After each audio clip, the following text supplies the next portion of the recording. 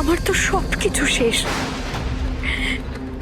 রয়ে গেছে বলতে বোন, দিদি ভাই আর আর আমার যোদ্ধা। এখন যদি এদের উপর কামিনী বিষ নজর পড়ে, না না না, কিছুতেই না।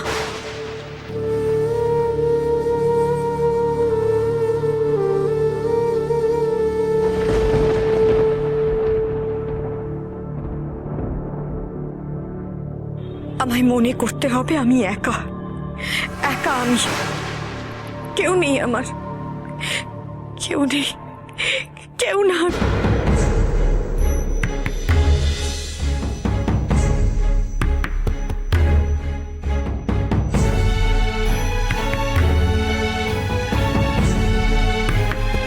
সবার ভালোর জন্য এই রাজ্য ছেড়ে যাওয়া ছাড়া আমার আর কোনো উপায় নেই। আমাকে চলে যেতেই হবে।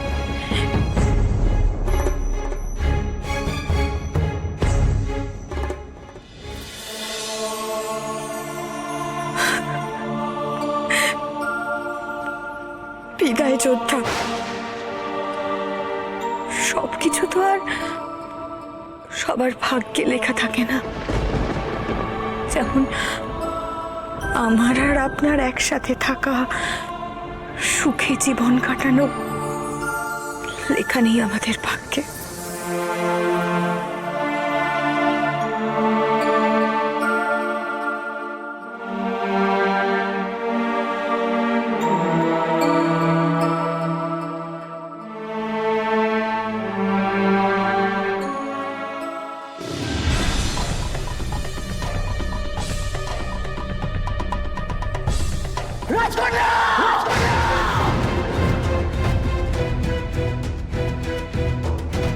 কি দেখলাম আমি?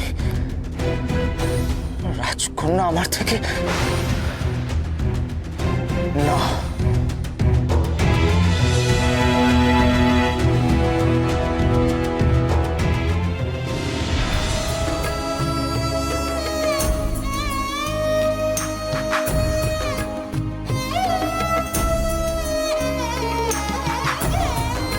আমাকে ক্ষমা করবেন যোদ্ধা। আমার কাছে আর অন্য কোনো উপায় নেই। আমি চাই না আমার জন্য আমার কাছের মানুষেরা বিপদে পড়ুক।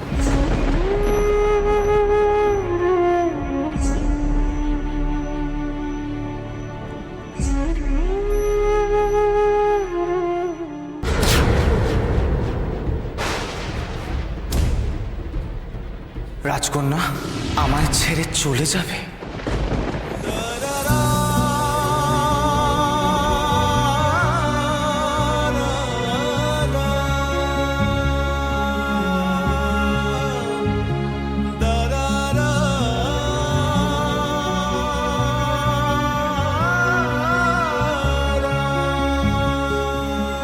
আমি কি এমন পাপ করেছি রাজকন্যা, যার জন্য তুমি আমাকে এত বড় শাস্তি দিতে চাইছো?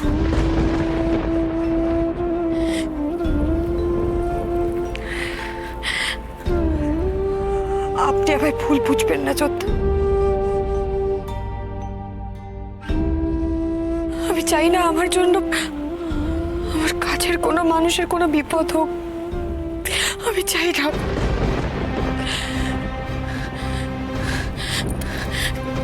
দোহাই আপনার, দোহাই, দয়া করে আমাকে বাধা দেবেন না, আমাকে যেতে দিন, বাধা দেবেন না। দোহাই আপনার, আপনি আমাকে বাধা দেবেন না। আমায় যে যেতেই হবে।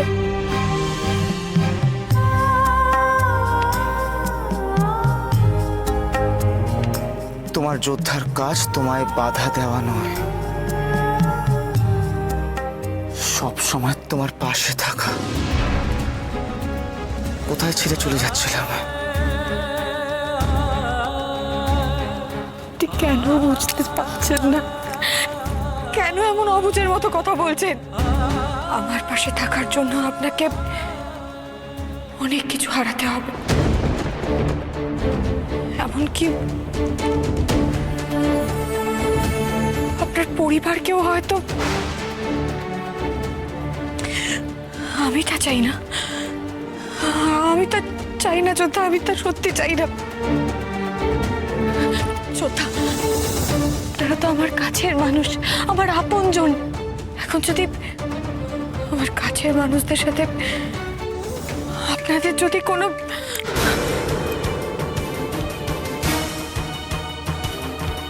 তুমি আর আমি আলাদা নই রাজকন্যা, এটা তুমি কেন বোঝো না? আর আমার পরিবার, তাহলে দেখো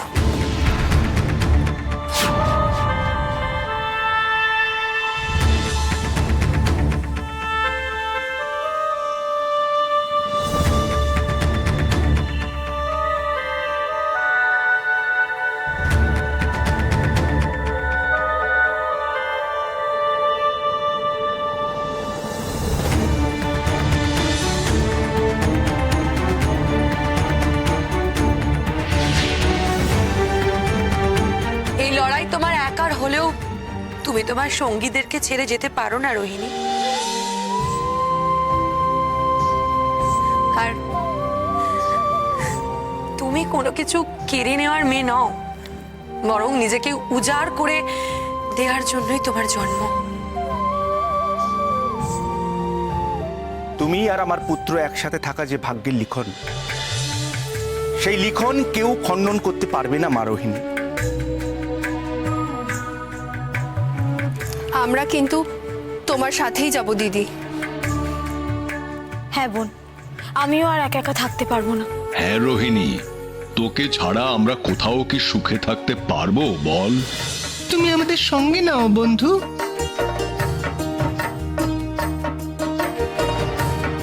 এটা খোক্ষস রাজ্য, আর আমি খোক্ষস রানী হেমাক্ষী আদেশ করছি, আজকের পর থেকে যুবরাজ অগ্নি সর্বত্র নাগকন্যা রোহিণীর ছায়া সঙ্গী থাকবে।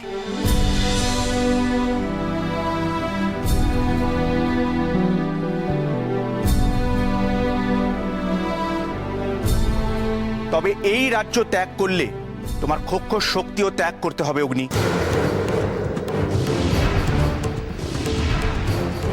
আমার শক্তি আমার রাজকন্যা, আমার আর কিচ্ছু চাই না।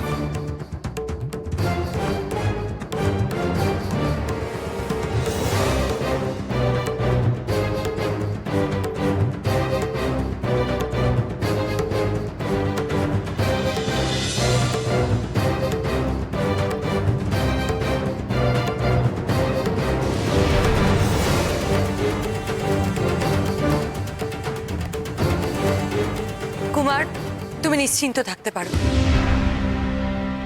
তোমার সমস্ত শক্তি এই খোক্ষস রাজ্যে গচ্ছিত রইল নিরাপদে।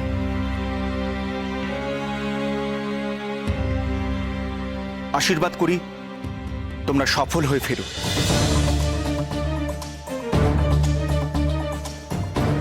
আমি তোমাদের খোক্ষস রাজ্যের সীমানা পার করিয়ে দেব।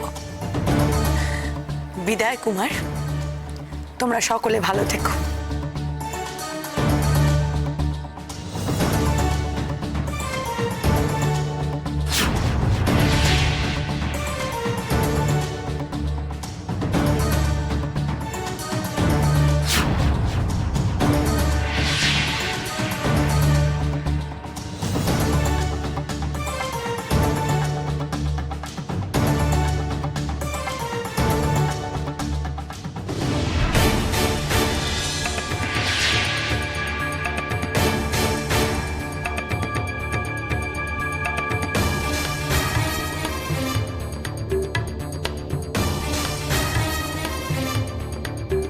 আমরা যাব কোন দিকে দিদি?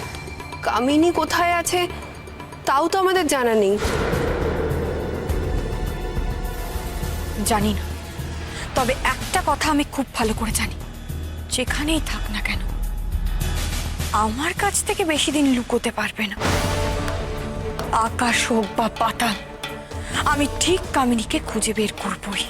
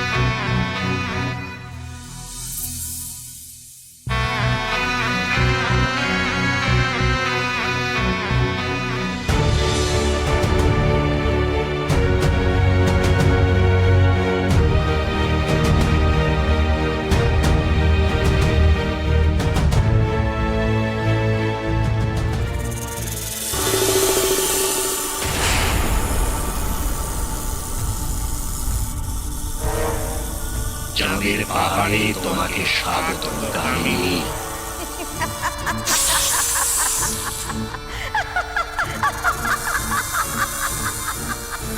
উল্লাস উল্লাস উল্লাস!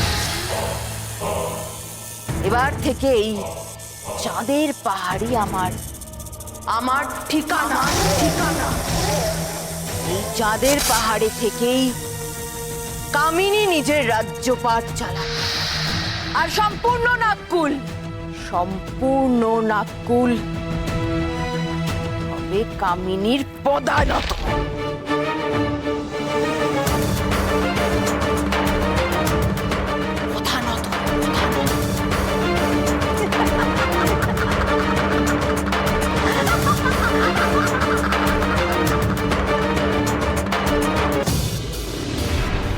সত্যি রে বোন, কোন দিকে যাব তার তো কোনো দিশাই পাচ্ছি না।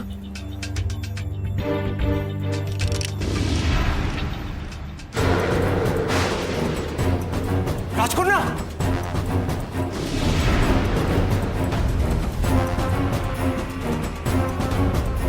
যোদ্ধা যোদ্ধা কি করলেন কি আপনি? এটা আপনার এ কি? আপনার তো কিছুই হয়নি। আশ্চর্য, আমার তো সত্যি কিছু হয়নি।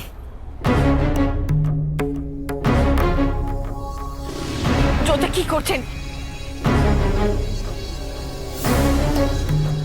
যোদ্ধা হাত পুড়ে যাবে। যোদ্ধা রাজকন্যা দেখো, কিচ্ছু হয়নি আমার। ক্ষক্ষর শক্তি ত্যাগ করলেও এখনো হয়তো আপনার মধ্যে কিছু শক্তি রয়ে গেছে যোদ্ধা। আচ্ছা বোন, এত চিন্তার কি আছে? একটা বিপদ হয়ে যেত তো। ভাই আমার ভালো লাগছে না, ভীষণ অস্থির অস্থির লাগছে। কামিনী কোথায় গেছে, কোন দিকে গেছে, তার বিন্দু মাত্র আভাস নেই আমাদের কাছে। বুঝলাম। আচ্ছা মোহিনী, তুমি কামিনীর সাথে সংযোগ স্থাপন করতে পারবে? কামিনীর সাথে সংযোগ স্থাপনের আংটি আমি ভেঙে ফেলেছি।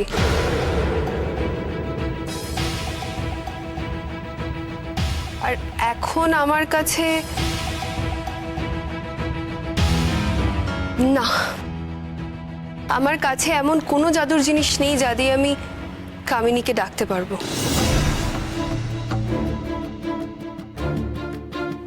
আমাদের হাতেও তো সময় খুব কম। আমি বলি কি, তুমি আমার পিঠে উঠে পড়ো বন্ধু। আমি উড়ে উড়ে ঠিক কামিনীকে খুঁজে বের করব। হালুম, এই আহম্মককে নিয়ে হয়েছে এক জ্বালা। আরে কামিনী কি বোকার মতো ভোঁ ভোঁ করে চারদিকে ঘুরে বেড়াবে নাকি? আমার তো মনে হয় মহানাগমণি নিয়ে কামিনী কোনো বিশেষ জায়গায় ঘাপটি মেরে বসে আছে। হ্যাঁ রাজকন্যা, বিচলিত হইও না, কোনো না কোনো উপায় ঠিক পেয়ে যাব আমরা।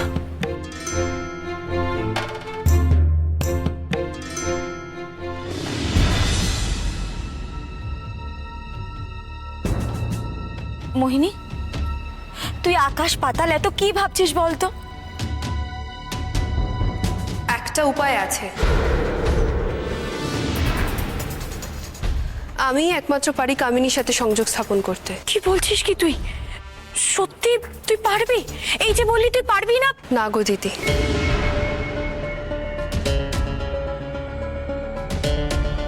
চাইলেও কামিনীর সব চিহ্ন আমি শেষ করে উঠতে পারিনি। কামিনীর সাথে সম্পর্ক অস্বীকার করতে পারলেও আমার দেহে যে কামিনীরই রক্ত বইছে। তুই কি করতে চাইছিস বলতো বোন? দিদি, যদি তুমি আমাকে ভরসা করো তাহলে আমি যা করতে চলেছি তাতে তুমি বাধা দেবে না। মোহিনী, তুই কি বলতে চাইছিস আমাদেরকে বুঝিয়ে বল। দিদি ভাই একদম ঠিক বলেছে, বল না।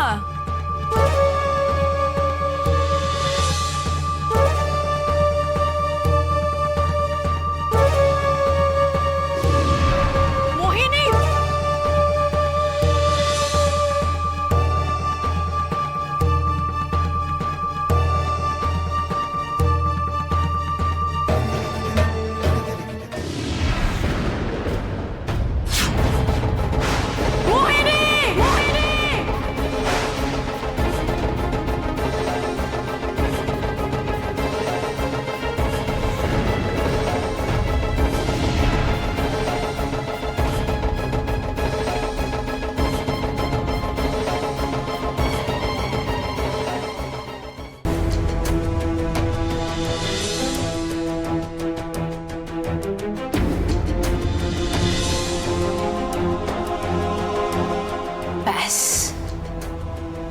এইবার এই চাঁদ, এই অর্ধচন্দ্র পূর্ণ হওয়ার অপেক্ষা। ব্যাস, তাহলেই আমার সমস্ত উদ্দেশ্য সফল হয়ে যাবে।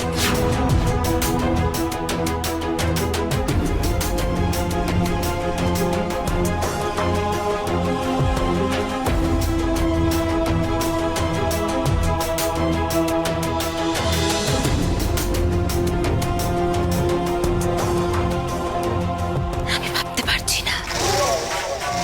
ভাবতে পারছি না আমার আমার সকল স্বপ্ন সত্যি হচ্ছে ধীরে ধীরে। তোমার স্বপ্ন সত্যি হবার পথে এখন একটাই বাধা। বাধা? কোন বাধা? তুমি নিশ্চয়ই জানো, সেই অভিষেকের দিনে যেমন আমাদের নাগরূপ তোমার দরকার, তেমনি আমাদের মনুষ্যরূপও প্রয়োজন। হ্যাঁ, সেই শক্তি তো তোমরা অর্জন করেছিলে, সে কারণেই তো রাক্ষসী রানীকে তোমাদের প্রয়োজন হয়েছিল। অবশ্য তখন আমি বুঝতে পারিনি যে সব কিছু আমাকেই সহযোগিতা করবে। তবে এখন তো সবকিছু, আমার সমস্ত ইচ্ছে পূর্ণতা পাচ্ছে।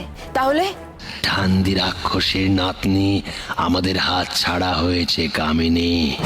তাকে চাঁদের পাহাড়ে নিয়ে আসার আগেই সে পালায়। না না, কিছুতেই হতে পারে না। সে যেখানেই থাকুক, আমার হাত থেকে তার মুক্তি নেই। আমি তাকে যেখান থেকে পারি ধরে আনবই।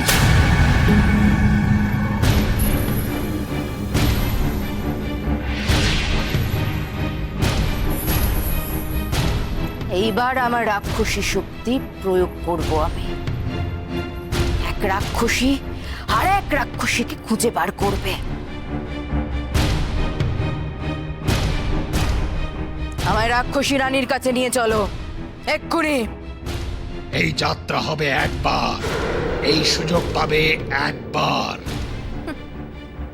তৃতীয় সুযোগের প্রয়োজন কামিনীর হয় না। চলো।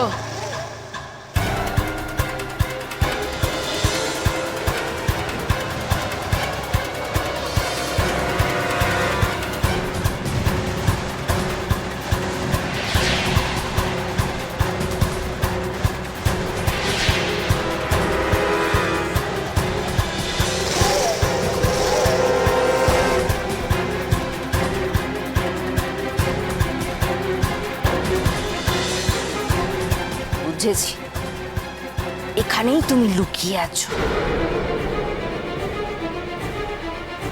চার নাগের হাত থেকে তুমি মুক্তি পেয়ে গেলেও কামিনীর হাত থেকে তোমার মুক্তি নেই রাক্ষসী রানী, নেই।